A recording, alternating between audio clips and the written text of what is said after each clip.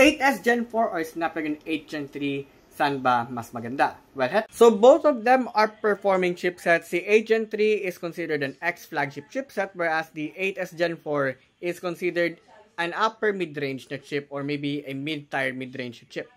Ito, according kay Sir Rain Magera or Q Cotman YT, yung Snapdragon 8 Gen 3 is malakas sa CPU. Pero sa GPU, around 700 MHz lang. So, basically, masabi ko, hindi siya kulalat, but medyo iksi lang konti. Whereas the 8S Gen 4 is considered na mas malakas yung GPU, pero mahina yung CPU.